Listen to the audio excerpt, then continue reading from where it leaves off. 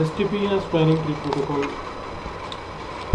एक लाइन पे डिवाइसेस को आपस में कनेक्ट करने के लिए अगर ज़्यादा डिवाइसेस हैं तो हम एक से ज़्यादा स्विचेस यूज़ कर सकते हैं।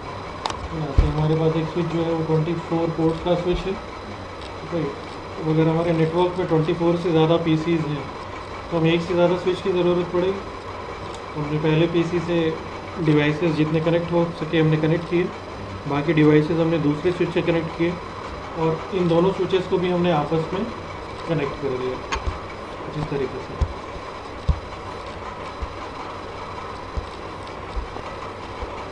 मान लेते हैं कि हमारे पास पहला स्विच है जिससे ये दो पीसीस कनेक्ट होते थे, दूसरा पीसी जिससे ये दो पीसी कनेक्ट होते थे, दूसरा स्विच, राइट। अब अगर हम चाहते हैं कि इधर के पीसीस का कम्युनिकेशन इधर भी हो तो ये स्विचेस भी हम आपस में कनेक्ट करते हैं, तो ये स्विच हमने आपस में कनेक्ट कर दिया। तो जैसे ही हम ये स्विचेस आपस में कनेक्ट करेंगे दोनों पीसीस के बीच में आपस में कम्युनिकेशन जो है वो पॉसिबल है, वो शुरू हो जाएगा। लेकिन अब इसमें क्या है कि इसमें सिंगल पॉइंट ऑफ फेलियर है। अगर ये बीच का लिंक है ना, अगर ये कट जाता है, ये केबल जो थी कट गई, अनप्लग हो गई या केबल जो है ख़राब हो गई, तो इस केस में क्या है कि जो डिवाइसेस हमारे एक स्विच से कनेक्टेड है उनका कम्युनिकेशन दूसरे स्विच के डिवाइसेस से नहीं हो पाएगा। तो इसलिए हम यहाँ पे क्या कर सकते हैं कि दोनों स्विचेस के बीच में एक से ज़्यादा लिंक रख सकते हैं कुछ इस तरीके से। स्विचेस के बीच में हमने डबल लिंक रखी है, तो इन केस अगर पहली केबल ख़राब हो जाती है तो दूसरे केबल से कम्युनिकेशन जो बना रहेगा, राइट। लेकिन जब हम स्विचेस इस फैशन में कनेक्ट करते हैं तो इसको हम कहते हैं कि हमारा नेटवर्क जो है जो कनेक्टिविटी है वो रिडंडेंट है, रिडंडेंसी है, मतलब बैकअप पाथ अवेलेबल है हमारे पास, राइट। अब यहाँ पे जो हमारे पीसीज हैं, इससे ये जो पीसी है हमारा, इसको अगर इधर के किसी पीसी पे डेटा भेजना है तो इसके पास दो अवेलेबल पाथ हैं। चाहे तो इसका डेटा ऊपर वाले पाथ से जा सकता है FA03 से, और चाहे तो नीचे वाले पोर्ट FA04 से जा सकता है।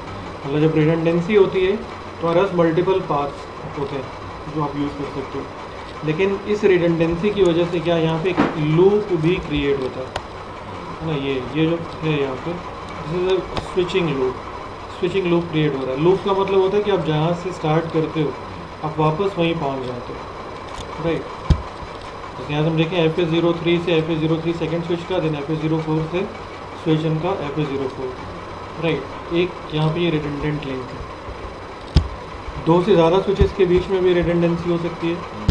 जैसे अगर हमारे पास 3 स्विचेस हैं तो हमने पहले स्विच को दूसरे से कनेक्ट किया और सेकेंड स्विच को हमने थर्ड स्विच से कनेक्ट कर दिया, इस फैशन में।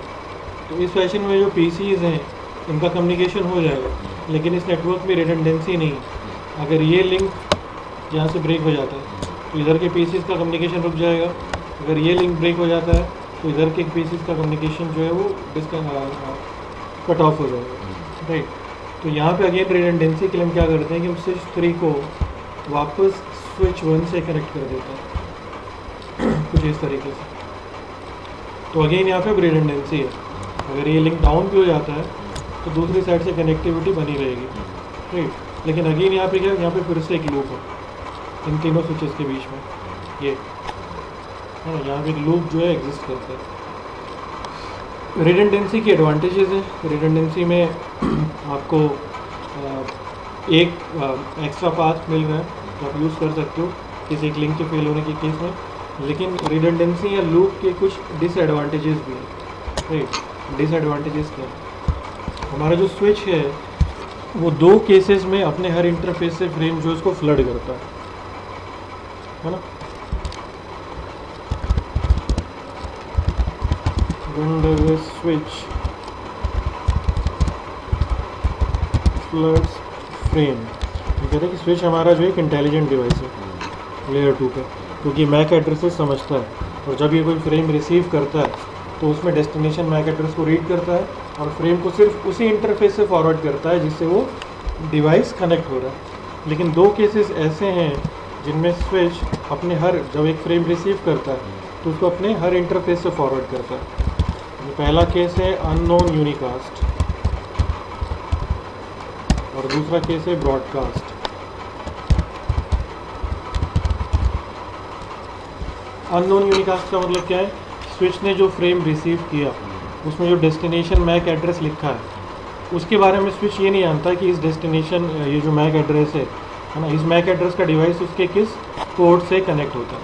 अगर स्विच को ये नहीं मालूम कि डेस्टिनेशन उसके किस पोर्ट से कनेक्ट हो रहा है तो स्विच क्या करेगा, उस फ्रेम को अपने हर पोर्ट से फॉरवर्ड कर देगा।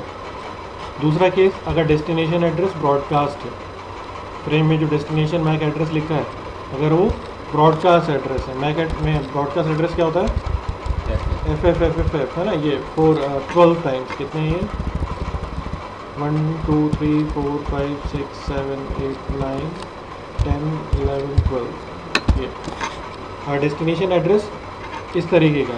तो भी स्विच क्या करेगा, जिस इंटरफेस पे रिसीव किया उसको छोड़ के बाकी सारे इंटरफेस से फॉरवर्ड करेगा। और अगर लूप है या रिडंडेंसी है तो इन दोनों केसेस में हमें प्रॉब्लम आएगी, है ना। अगर अननोन यूनिकास्ट मैसेज है या ब्रॉडकास्ट फ्रेम है तो इन दोनों केसेस में प्रॉब्लम आएगी। स्विच जो है वो इंटेलिजेंट है, राइट, या जो फॉरवर्डिंग करता है वो इंटेलिजेंटली करता है। कैसे करता है, क्योंकि स्विच जो है वो एक टेबल क्रिएट करता है जिसको हम कहते हैं कैम टेबल, जिसमें वो मैपिंग रखता है कि उसके किस पोर्ट से कौन सा डिवाइस कनेक्ट हो रहा है, राइट। तो मान लेते हैं कि हमारे स्विच 1 का कैम टेबल है, इनिशियली मान लेते हैं सारे ब्लैंक थे। इसी तरीके से स्विच 2 का कैम टेबल है,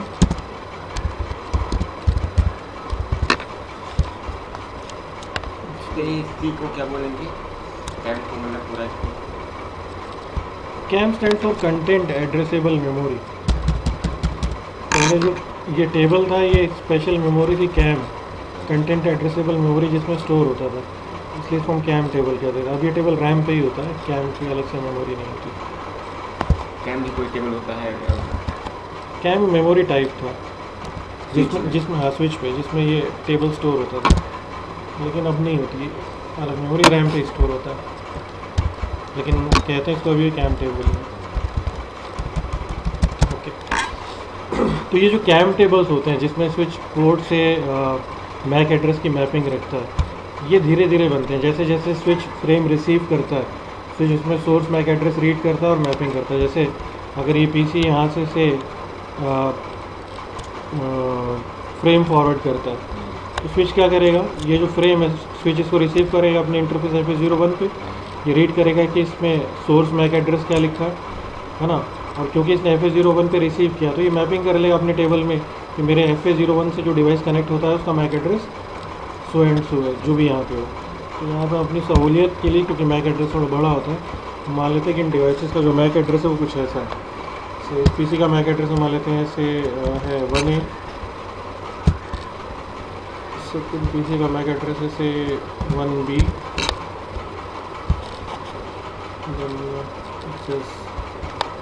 सेकेंड स्विच से 2A, 2B, 3A and 3B।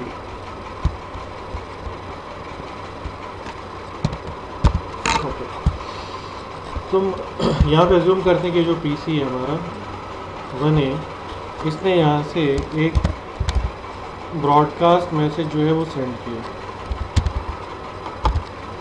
Right. इस ब्रॉडकास्ट मैसेज में क्या होगा, जो सोर्स एड्रेस जाएगा दैट विल बी 1A, और जो डेस्टिनेशन एड्रेस होगा that will B 12 times F, है ना। इसने यहाँ से ब्रॉडकास्ट किया और मान रहे कि ये सारे स्विचेस जितने भी हमारे, ये हमने अभी अभी ऑन किए हैं, मतलब इनके जो कैम टेबल्स थे इनमें कोई एंट्री नहीं है, ब्लैंक है। तो जब ये पहला पीसी हमारा यहाँ से ब्रॉडकास्ट करेगा, स्विच इस ब्रॉडकास्ट को रिसीव करेगा अपने इंटरफेस FA01 पे, इसने सोर्स मैक एड्रेस रीड किया जो कि लिखा हुआ है 1A, तो ये स्विच 1 हमारा जो अपने कैम टेबल में एंट्री कर लेगा कि जो डिवाइस है 1A ये कनेक्ट होता है मेरे पोर्ट नंबर FA0/1 से, राइट। ये एंट्री करने के बाद अभी देखिएगा कि डेस्टिनेशन मैक एड्रेस क्या है। डेस्टिनेशन मैक एड्रेस में ब्रॉडकास्ट, मतलब ये जो फ्रेम है अपने हर इंटरफेस से फॉरवर्ड करना। तो ये स्विच क्या करेगा, ये फ्रेम FA02 पोर्ट से इस पीसी को फॉरवर्ड करेगा, FA03 से इस स्विच को फॉरवर्ड करेगा और FA04 से इस नीचे वाले स्विच को फॉरवर्ड करेगा, राइट। ओके, ये जो PC है इसको प्रोसेस कर लेगा क्योंकि ब्रॉडकास्ट फ्रेम था। अब ये जो फ्रेम हमारे पहले स्विच ने इस तरफ भेजा है FA03 पोर्ट से, ये हमारे स्विच नंबर 2 को FA03 पोर्ट पे मिलेगा। अब ये स्विच जैसे इसको रिसीव करेगा ये भी रीड करेगा कि सोर्स मैक एड्रेस इसमें क्या है, ये देखेगा सोर्स मैक एड्रेस कितना है, वही सेम 1A। तो ये भी मैपिंग कर लेगा कि जो डिवाइस है 1A ये मेरे पोर्ट नंबर FA0/3 से कनेक्ट होता है, राइट। देन ये रीड करेगा डेस्टिनेशन मैक क्या, डेस्टिनेशन मैक इज ब्रॉडकास्ट। तो ये भी क्या करेगा, FA03 पे इसने रिसीव किया है, इसको छोड़ के बाकी इंटरफेसेस से फ्लड करेगा या फॉरवर्ड करेगा। तो ये फ्रेम भेजा जाएगा 2A को, साथ ही साथ भेजा जाएगा 2B को, और साथ ही साथ इस डायरेक्शन में नीचे की तरफ FA04 पोर्ट नंबर से ये स्विच 3 को सेंड कर देगा, राइट। मतलब एक फ्रेम जो यहाँ से PC से जनरेट हुआ तो स्विच 1 पे पहुँचा, यहाँ से स्विच 2 पे पहुँचा, और स्विच 2 ने इसको उधर नीचे स्विच 3 की तरफ भेज दिया। इसी तरीके से इस स्विच ने जो फ्रेम नीचे के डायरेक्शन में भेजा था अपने FA04 पोर्ट से, ये हमारे स्विच 3 को यहाँ पे मिला FA04 पोर्ट पे, राइट। तो ये भी इसने भी पढ़ा सोर्स मैक एड्रेस क्या, इसको भी सोर्स मैक एड्रेस 1A दिखा, तो इसने भी यहाँ पे एंट्री कर ली कि जो डिवाइस 1A है ये मेरे पोर्ट नंबर FA0/4 से कनेक्ट होता है, राइट। इसके बाद इसने देखा डेस्टिनेशन मैक एड्रेस क्या, इसने देखा कि डेस्टिनेशन है ब्रॉडकास्ट, तो इसने 3A को सेंड किया, 3B को सेंड किया, प्लस इस डायरेक्शन में FA03 पोर्ट से स्विच 2 की तरफ सेंड कर दिया। तो एक फ्रेम ये क्लॉकवाइज डायरेक्शन में ऐसा आ रहा है और दूसरा फ्रेम जो है ये एंटी क्लॉकवाइज डायरेक्शन में ऐसे जा रहा है। तो जो फ्रेम स्विच 2 से नीचे की तरफ आया, अब ये यहाँ पे देखो ये जो हमारा स्विच था स्विच 3, इसको कहाँ मिला, पोर्ट नंबर FA03 पे, राइट। तो स्विच 3 देखेगा कि सोर्स मैक एड्रेस क्या है, इसने सोर्स मैक एड्रेस पढ़ा तो वो था 1A, राइट। और इसने यहाँ पे मैपिंग क्या कर रखी थी कि 1A जो है मेरे पोर्ट नंबर FA04 से कनेक्ट होता है, क्यों, क्योंकि पहले ये फ्रेम इसको यहाँ मिला था, अब यही सेम फ्रेम इसको यहाँ मिल रहा है FA03 पे। तो ये क्या करेगा, इस मैपिंग को चेंज कर लेगा कि जो 1A है ये मेरे पोर्ट नंबर FA03 से कनेक्ट होता है ना। तो कैम टेबल में एंट्री बदल जाएगी। प्लस अब इसने यहाँ पे रिसीव किया FA03 पे, अभी फ्रेम कैसा है, डेस्टिनेशन एड्रेस इज ब्रॉडकास्ट, तो ये इस फ्रेम को फिर से सेंड करेगा 3A को, और फिर से सेंड करेगा 3B को, है ना, और इस डायरेक्शन में सेंड कर देगा ऊपर की तरफ, राइट। ओके, तो इसमें ये जो प्रोसेस है ये लगातार चलता रहेगा, राइट। तो इसमें 3 तरह की प्रॉब्लम्स आएंगी। पहली प्रॉब्लम, ये जो कैम टेबल की एंट्रीज हैं ये बदलती रहेंगी। तो ये जो फ्रेम यहाँ से स्विच ने भेजा था, है ना, ये घूम के यहाँ से FA03 पे भी मिल रहा है, FA04 पे भी मिल रहा है ना। तो ये स्विच बार बार एंट्रीज बदलता रहेगा, कभी करेगा कि FA03 से कनेक्ट होता है, फिर चेंज करेगा FA04 से कनेक्ट होता है। इस स्विच का भी कैम टेबल बदलता रहेगा, ये भी एंट्री करता रहेगा कि FA03 से कनेक्ट होता है, FA04 से कनेक्ट होता है। मतलब आपका जो कैम टेबल है वो इनस्टेबल हो जाएगा, है ना। मतलब जो पहली प्रॉब्लम आएगी that will be instable CAM table, है ना। कैम टेबल की जो एंट्रीज है वो इनस्टेबल हो जाएंगी। दूसरी जो इसमें प्रॉब्लम आ रही है वो है कि ये जो ब्रॉडकास्ट था ये रुकेगा नहीं, बल्कि ये घूमता रहेगा लगातार आगे से आगे, है ना। तो second problem is broadcast stops, है ना। मतलब हमारे स्विचेस के बीच का जो लिंक है इसमें ब्रॉडकास्ट मैसेज लगातार ये जो मूव करता रहेगा। And third problem is repeated delivery. Repeated delivery का मतलब क्या है, इस PC ने अगर यहाँ से एक बार ब्रॉडकास्ट मैसेज भेजा वन टाइम, तो ये जितनी भी डिवाइसेस इनको एक ही बार मिलना चाहिए ना, लेकिन यहाँ पे डिवाइसेस कोई बार बार डिलीवर हो रहा है। जो पहले ब्रॉडकास्ट मैसेज जिसने इधर से सेंड किया इस इंटरफेस से स्विच ने, ये मिल गया, फिर जो मैसेज इधर से घूम के वापस आया दोबारा मिल रहा है ना। तो एक ही मैसेज बार बार डिलीवर हो रहा है। तो ये 3 तरह की प्रॉब्लम जो है वो आती है ना। क्यों, क्योंकि रिडंडेंसी यहाँ लूप है, इस वजह से। अब इसका सोल्यूशन क्या है? इसका सोल्यूशन है कि आप अगर चाहते हो कि प्रॉब्लम ना आए तो आप लूप हटा दो।